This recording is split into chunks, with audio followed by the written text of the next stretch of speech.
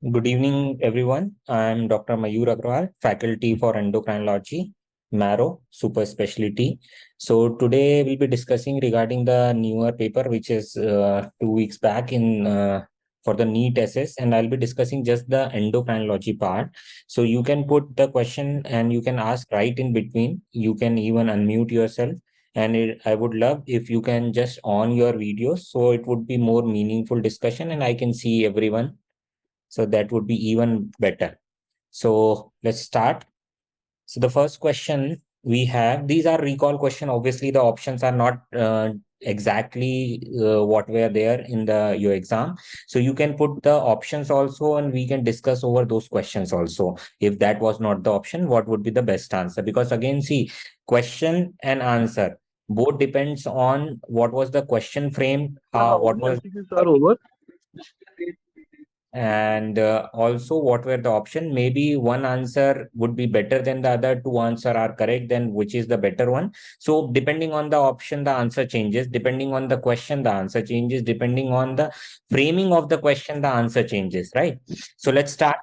Anti-diabetic drug in diabetic, that was type 2 diabetes with CKD and heart failure, which is the protective drug. It's a very, very easy answer here. So whether it is SGLT2, metformin, thiazolidine, or biguanide, everybody of you must have got it correct. The answer is SGLT2 inhibitor. So even in your Harrison, it is written, and everybody of you must have seen this chart. This is from the ADA, the recent one, 2023, and we have also done an updated ADA updates of 2023. So what does it say? I'm just briefly telling you this because this is really important from clinical point of view also during your practice, not just the theoretical part. So whenever you see a patient of diabetes, this is type 2 diabetes. We are not talking about all those syndromic diabetes. We are not talking about type 1 diabetes. This is type 2 diabetes. So the first treatment is lifestyle modification, followed by, if the blood sugars are not controlled with lifestyle modification, previous guideline, the 2022 guideline would say metformin, but now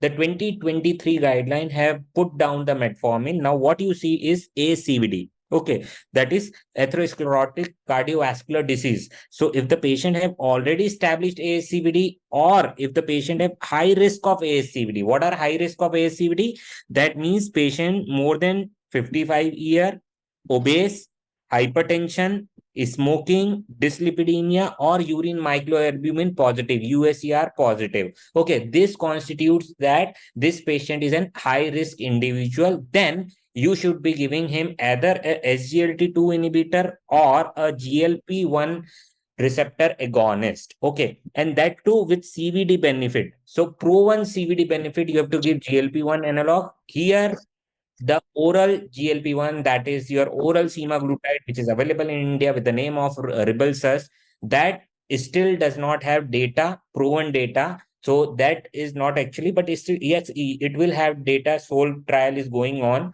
So probably it will have, but at present it does not have. So you can give either injectable GLP-1 analog or you can give SGLT2 inhibitor. So from this question, you can see the SGLT2 inhibitor were in the option. And if the patient have heart failure, which was there in the question, then in heart failure, SGLT2 would be preferred over GLP-1 receptor agonist. Okay, and following which other parameters you see here, depending on the weight, risk of hypoglycemia, and then there depending on the cost, all those things, depending on the age, and depending on comorbidities, different things we see. But this is the basic thing. The question was regarding the heart failure or established ASCVD or cardiovascular disease, CKD. All those patients should be on SGLT2 inhibitor irrespective of their glycemic control. Very, very important. If the patient have heart failure, even if the HbA1c is under control, you have to prescribe SGLT2 inhibitor. Now we are giving even in non-diabetic patients. So for diabetic patient, definitely you need to give an SGLT2 inhibitor. So definitely you have to give it. Okay, we have some questions. Okay, so I'm coming to these questions also. Liraglutide, all those questions will have this. Dr. Parth is giving few questions. We have this. Okay, drug with anti-aging property. Okay, so Metformin. this is very easy, right? The answer is metformin, canagliflozin, pioglitazone, semaglutide. So there are n number of trial. Even your Harrison mentions that in Harrison, the latest edition, that is, I'm talking about the 21st edition in the 476 chapter, Biology of Aging, you can see strategies that increase the health span and delay aging. You have here metformin, rapamycin, spermidine, and resveratrol. So metformin is the correct answer. And then very important, I believe the question can be framed is also calorie restriction. So please remember this also. So these two things is important from endo point of view. So one of the most important and robust intervention that delays aging is calorie restriction. And metformin, if you see, this is associated with reduced oxidative damage and inflammation and mimics some of the genetic expression changes as seen with calorie restriction. And then you can even have, if the question is like a way beyond they want to ask, the TAME trial is going on targeting aging with metformin. This is from your latest Harrison 21st edition. So metformin was the correct answer, no doubt about this, and it's a repeat question basically. Hypercalcemia and increased PTH. Very easy. Vitamin D toxicity, PHPT, FHH, Li, lithium. So anybody would like to answer? Vitamin D intoxication. So it is very easy. So whenever you see a patient of hypercalcemia, 2-3 points we obviously take into consideration. Firstly, whether the calcium was taken correctly or not, whether the tonic weight was tied or not, because even tying the tonic weight can lead to increase in hemoconcentration, can lead to hypercalcemia. So we see that whenever you get this, ideally you should be checking for corrected calcium, right? So you should get an albumin. Okay. And then it's a profile what we do: calcium, albumin, phosphate, and we take alkaline phosphatase, and then ionic calcium also we do. And if the calcium is raised, then we see for PTH, whether the PTH is increased or PTH is less. So usually we take cutoff of 20. So if it is increased beyond 20, though then it is within normal range, but for that calcium it is high. Okay. So even 25, which is within the normal range of the PTH, but for that calcium that is high, relatively high. So that is PTH dependent hypercalcemia. And if it is less than 20, it is PTH independent hypercalcemia. Vitamin D is independent. So increased PTH will not be seen. That is the correct answer. Very easy. And this is again from our on that high yield topics also. We have discussed everything: PHPT, tertiary hyperpara, FSH, lithium, and autoantibodies. So these three, if you see, they work as a similar mechanism. So whenever you have this CSR, this is not functioning basically. It's not giving that signal that, okay, calcium is raised. So what will happen? PTH would be consistently released. And that is what is happening with here, your FSH, also with your lithium, and also with your antibodies. The mechanism is same. If you understand the basic mechanism, that is okay, right? And primary, the gland itself is hypertrophied or adenoma, secreting hormone. Tertiary, due to constant stimulus of phosphate, that is what happens in CKD patients, this gland becomes autonomous. This functions automatically, and there is tertiary hyperpara. So these are PTH dependent hypercalcemia, others are PTH independent. PTH RP acts on the same receptor. So you can have that vitamin detoxification, thyrotoxicosis, when there would be excess turnover, right? Adrenal insufficiency can be there due to that volume depletion. It can be there. Renal failure can be there. Some drugs can cause that, all those things, right? So that's an easy answer. Not used in acute hypercalcemia. So there was some controversy between these two options, glucocorticoid and calcitonin. Otherwise, there were definitely denosumab, zoledronate, and glucose insulin drip infusion, whatever. So anybody? Glucose insulin. Yeah, so that's what we give for hyperkalemia, more of potassium. Everybody knows that. So this was very easy. So this is again from the 21st edition of Harrison. You can see hydration is what we do first. And whenever you want to give diuretic, what we give is Lasix, because loop loses calcium. We know that, right? So that is what is given. But that very important thing is the patient should be hydrated. We sometimes see in clinical practice patient being on this diuretic without maintaining hydration. So that can even increase your calcium. So that is something clinical relevant point. Then pamidronate, zoledronate, all those they are denosumab subcutaneously we give that, right? Calcitonin and phosphate oral, usually we don't give all those things. Glucocorticoid, especially we give in vitamin D toxicity. Okay, that is where this is given. Okay, and then dialysis with low calcium dialysate we do, that is available. And this is from your Williams latest edition. Again, rehydration, furosemide, pamidronate, zoledronate, denosumab, calcitonin, gallium nitrate is given here. In that it was not given. Glucocorticoid I have already told you, and then dialysis. So this was pretty easy. Again, this is a very straightforward one-liner.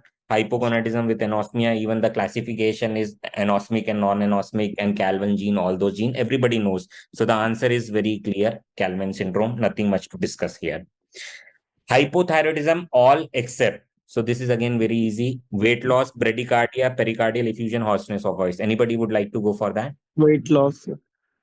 It's a very, very easy question. It's not even super specialty question. So what we see is weight gain. Why do we see weight gain? That is basically of GAG, glucose aminoglycan, imbibing water. So whenever you start this drug, the patient for the thyroid, whenever you replace this patient, what will happen? The patient have initially diuretic phase and they lose weight little bit, and usually the weight gain is in the tune of 2 to 4 kgs. So somebody who is coming with a BMI of 40 and saying that this weight is due to hypothyroid, it's not due to that. That's a very important clinical point. Bradycardia is the most common thing, right? So you see a symptoms, tiredness, weakness, and sign is dry coughness. From the cardiology point of view, for the there is bradycardia, and then there are this pleural effusion, pericardial effusions are there, right? Hoarseness of voice is there. Everybody knows this. This is a very easy question here.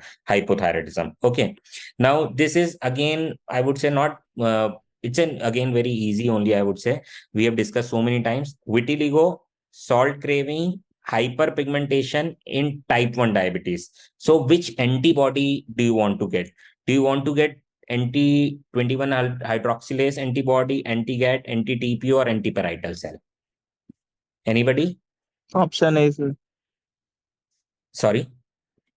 Option A, sir. 21 hydroxylase. Yeah. Yeah. So what's the diagnosis here? APS. Adrenal. Autoimmune adrenal. Yeah. So the diagnosis is Addison's primary adrenal insufficiency. So whenever the patient have one autoimmune disease, the patient is more prone to get other autoimmune diseases, right? So this is the type 1 diabetic patient. So what you see clinically is the patient is losing weight, the patient is getting more darker, especially in this knuckle area. So there is increased pigmentation, or in the scar, in the mucous membrane. Then the patient is also developing hypoglycemia on the same dose which was he was controlled with that. Let's say the patient was on glargine 10 units with some regular insulin 886, something like that. So on the same dose, the patient is having multiple episodes of hypoglycemia. Even if the patient does not have pigmentation, patient is not losing weight, this is a point to be taken in clinical practice, that you should be checking an 8 a.m. cortisol. Ideally, for adrenal insufficiency, when you see the guideline, what they recommend is, for the Addison's I'm talking about, they recommend that you should get an 8 a.m. cortisol, ACTH, along with Aldo and renin. In clinical practice, we do get 8 a.m. cortisol. If that is low, then we get ACTH. We take the sample together, because these are very dynamic tests. So the sample should be taken together. Along with that, usually in clinical practice, we don't get Aldo, we get renin. Okay, but the guidelines suggest that you need both, because if the renin is raised, for sure the patient is having both the mineralocorticoid deficiency as well as your glucocorticoid deficiency. Okay, so sometimes this glucocorticoid deficiency precedes that. Okay, so that is what we do in clinical practice. And even when you see the guideline for adrenal insufficiency also, it says that you have to get this antibody even earlier to getting your CT adrenal, CCT abdomen. What we do is adrenal protocol. So before that, you need this. So this was again a very easy question what was framed, but a very important concept. Okay, then there was some image of the fundus. Obviously, we don't have the image, but it was something diabetic retinopathy with macular edema. Actually, I And want to add some point here, sir. yes, sure. The patient was having metamorphosis here, sir. Okay. New MCQ. Okay. So that means metamorphosis And means sir, the that option means was that the not wait patient is for 3 seeing months, sir. blood. Sorry. The option was not wait for 3 months. It was like the third option was it could be this condition could be seen even 3 months before treatment. I don't know why all the recalls have written not wait for 3 months. It was No. It was wait for 3 wait months. for 3 months Option before was this treatment. only. Should not wait It for can't 3 be so months. much simple MCQ then. What is the thing? No. It was not wait for 3 months before I The treatment. option I was think this we only. can just The option discuss. was it cannot be seen. It can be seen even 3 months before treatment. That was the C option. First option was we can use VJF. Second option was it depends on duration of diabetes mellitus. Third option was it can be seen even 3 months before treatment, and the fourth option was we can use a pan-retinal photocoagulation. Something was that. There are the four options were there. So see, photocoagulation can be done if Yes. the patient do not have diminution of vision. That means the patient has not this edema at the fovea. Then you can use it. But if that is there, then we don't go for that. VEGF. Exactly, sir. That's what I'm saying, sir. So again, it depends on question framing. So we cannot say that what is the correct answer, and also the image was But given. as That per is the again very, guidelines, very sir, if important macular point. edema is there, then we should not use pan-retinal photocoagulation, sir. As per the guidelines, sir. At the fovea, again very important. Okay, sir. Edema Okay. at the fovea. Okay. So again, it depends on option to option. So we have discussed. So again, see, it depends on option. We cannot say that which is the correct answer, right? So vision was 6/36. Yeah. So next question is, what is wrong statement regarding HHS? So it occurs in elderly, those who are not taking fluids, all those, and a very high mortality, and we don't have other option. So that was the wrong Sir, one statement. option was there. There specifically written if appropriately treated, comma, if Yes. appropriately treated or promptly treated or appropriately treated, HHS has lower mortality than DK. That was a No. option C. If appropriately treated, No. comma, in that way. Yeah, I agree. Even in the best of best center, there is high mortality for HHS. Okay, sir. So Okay. that's very, very clear. HHS has a higher mortality. One more And option was also more dehydration more dehydration than DKA. yeah, that's sure. The sugars are much more raised here, more than 600, more than 250 in DKA. Here, there may be some acidosis, but there is more in DKA. So the So the option was less dehydration in HHS than DKA. sorry, it was less dehydration. Actually. Less dehydration than. Less dehydration than DKA. It was option. That's a wrong answer then. That's a wrong statement. That Yes, was the wrong yes, statement. sir. It has That was more correct. dehydration than DKA. Yes. Okay, Yes, sir. and it occurs in elderly, not in younger population. Yes. Okay, so again, it depends on option and how it was framed, and whether it was asking the wrong statement or whether it was asking the right statement. Because see, now we have three wrong statement. Occurs in younger age is wrong. Lesser Correct dehydration, about DK is wrong. Promptly treated, then less mortality, then DK is also wrong. So the fourth one is correct if it was not asking the wrong statement. So I don't know what was the question, but I've already explained, like if it was right statement, then the fourth one would be the right. Okay. Again, this was also a controversial question here. Dose of liraglutide for weight loss in patient with BMI more than 30. 0.6, So the 1.5, 2.6, sir. 2.6 was 2.6. Okay. So ideally, the correct answer is 3 mg. Okay. But I believe that was not the option given. So the Let's BMI was discuss first. 35, sir. Yeah, let's discuss first liraglutide, then you yourself would be able to answer what would be the correct answer. Okay. So liraglutide basically comes by two names. In India, we have just one, that is Victoza. The other one is Saxenda. Both are produced by Novo. What is approved for weight loss is Saxenda, not the Victoza. It's a pre-filled syringe. I could not show you, but it is something, I would say, it's something like a insulin pen only. Okay. So it's just a minute. I'll just unblur my background. Yeah. So this will help you. So this is something like an insulin pen only, which is a pre-filled. Here, it's a cartridge would be there. It's a pre-filled syringe, something like that. And then you have a dial here in which you dial, and in that you start with a 0.6 mg, and then every week you increase, or every 2 weekly also sometimes we increase, and sometimes even we start with 1.2, but the guideline says and the product monograph says that you have to start with 0.6 mg. Okay, so it gives this one Victoza. This is for 1.8 up to, you can go here, and here you can go up to 3 mg. If you are using here 0.6, the pen would run for a month.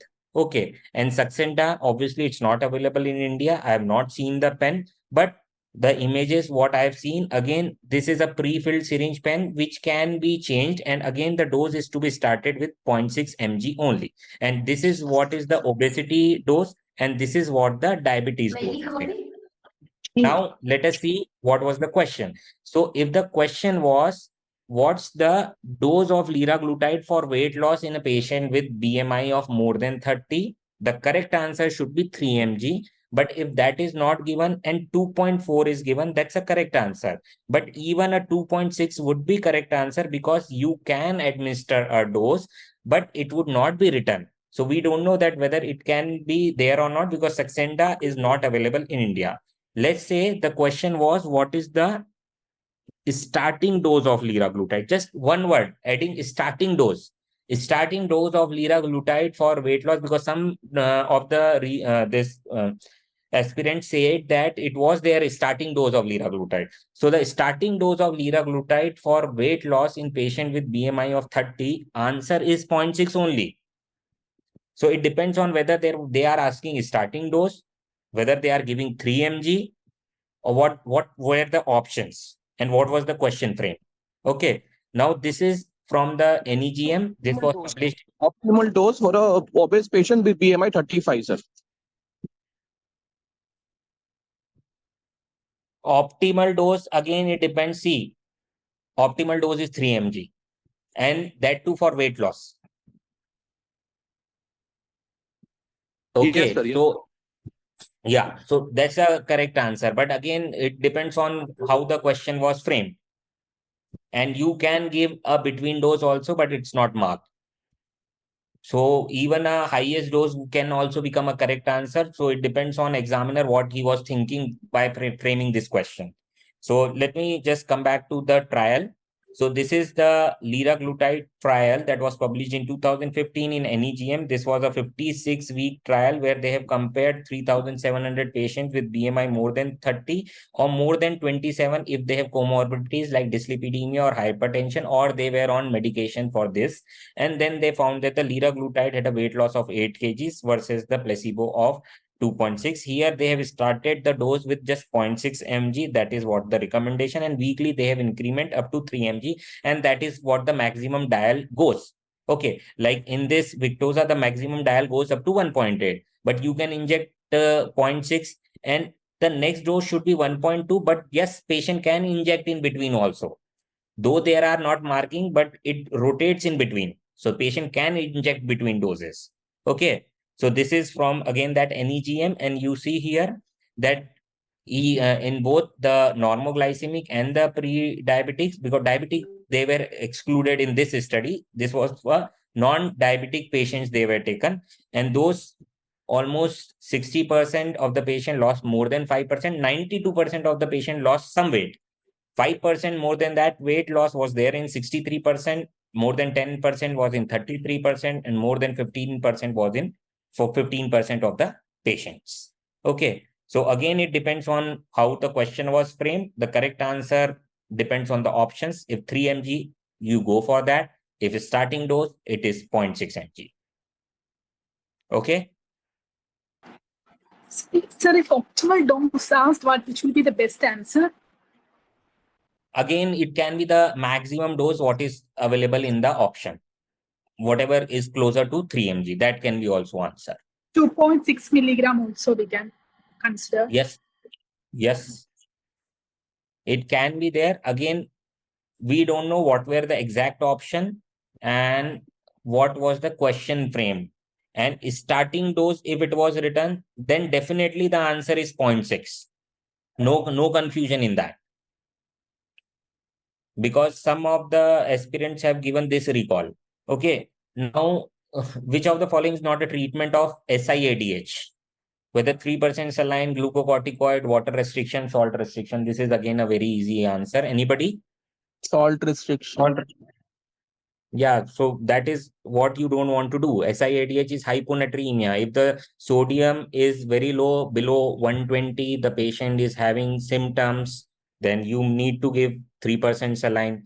Glucocorticoid, sometimes we do give, though the SIADH is a diagnosis of exclusion, you have to have the thyroid axis normal. That is what we do, either a T4 or FT4, and also you need an 8 AM cortisol normal. So thyroid and this adrenal axis should be normal, but sometimes we do give glucocorticoid before there is diagnosis, and water restriction is what is the treatment of choice. And then Vaptens also sometimes we give, but that is not the routine clinical practice, and salt restriction is not what you want.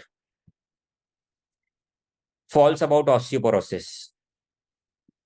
So this is again a very easy question here. T-score more than minus 2.5 is the wrong answer. T-score less than, that is worse than 2.5, minus 2.5 worse than that is actually what is osteoporosis. So better than minus 2.5 would be greater than 2.5, it would be minus 2, something like that. So that is osteopenia, not osteoporosis, right? So this is from the Williams textbook. So normal is plus minus 1 standard deviation. Osteopenia is worse than minus 1 SD, but better than minus 2.5. Okay. And if worse than minus 2.5, that is what is your osteoporosis. And severe osteoporosis, some of the textbook have written that minus 3.5, but that is not the standard guideline, not the standard practice. It is osteoporosis plus fragility fracture. That is severe osteoporosis. Okay. Even like if the patient has fragility fracture, that makes indication that you have to treat, or it's an osteoporosis, you have to treat him, but still you need a BMD, because how would you follow up whether the BMD is improving or it's worsening, whether your treatment is acting or not. So that is why a baseline BMD is required. And then there was a question in a recent AIMS that was for osteoporosis in children. So in children, actually just a fracture of vertebra, that is vertebral compression, will make diagnosis of osteoporosis, and just the BMD will not make the diagnosis of osteoporosis. So BMD less than minus 2, and again, it's not a T score. It would be a Z score. There it would be T score, right? Because that's an postmenopausal or an elderly male, what we consider. For a younger patient, what we calculate is a Z score, and in that we just do two things.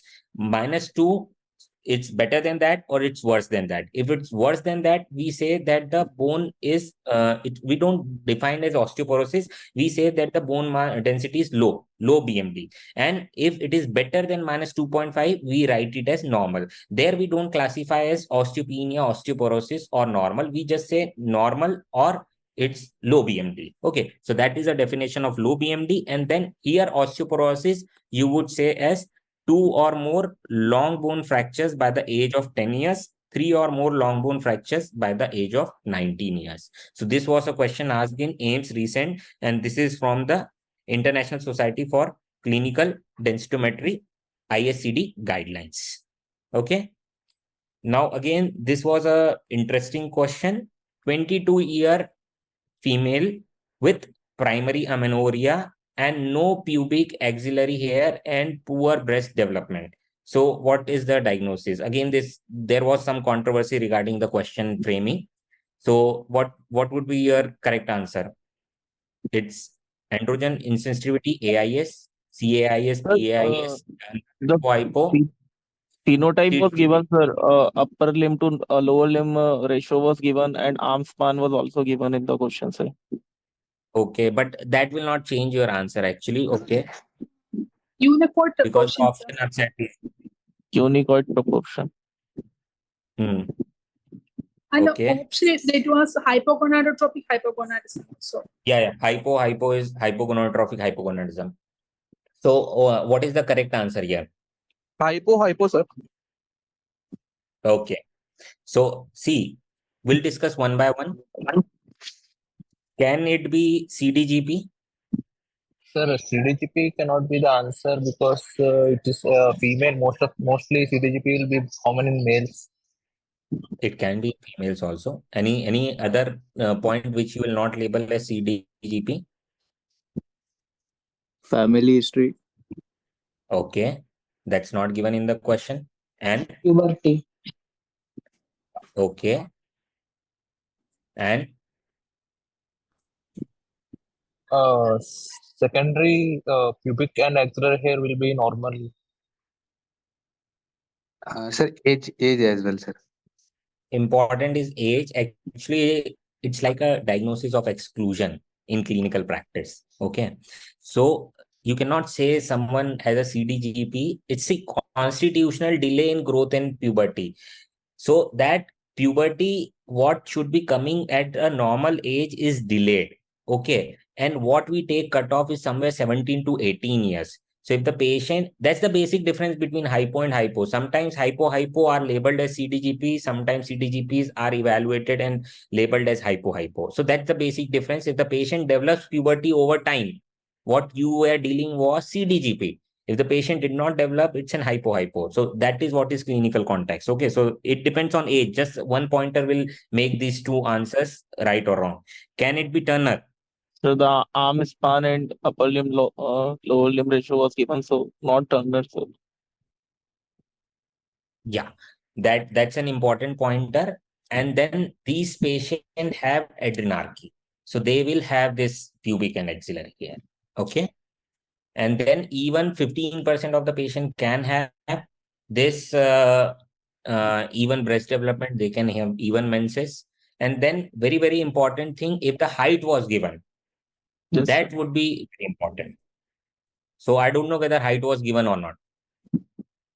Height, Normal sir, height. around 167 centimeter was given. Okay. So that makes this diagnosis very, very unlikely. And then CAIS, PAIS. Let's make it more tougher. Sir, poor breast development was going against the option. Okay. That is for CAIS or PAIS? Complete androgen insensitivity. What about PAIS?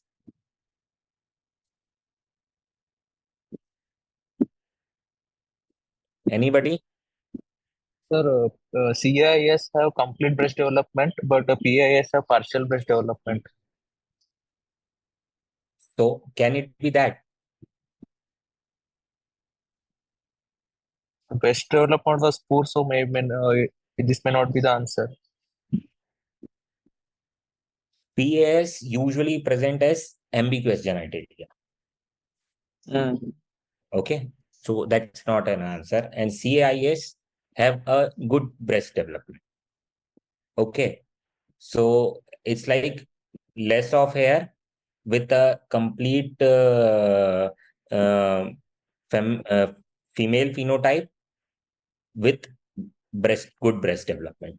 Okay, so that is CAIS. So the answer here would be hypogonadotrophic hypogonadism. Then there was a question of incorrect chromosomal pattern, MRKH 46XY, Sewer syndrome 46XY, Klinefelter-Turner, that is okay, everybody knows. So the only confusion would be between these two. Yeah, anybody? MRKH, sir, it's seen in female 46XX. Okay. What about option B? But it's a gonadal dysgenesis, like a male gonadal dysgenesis.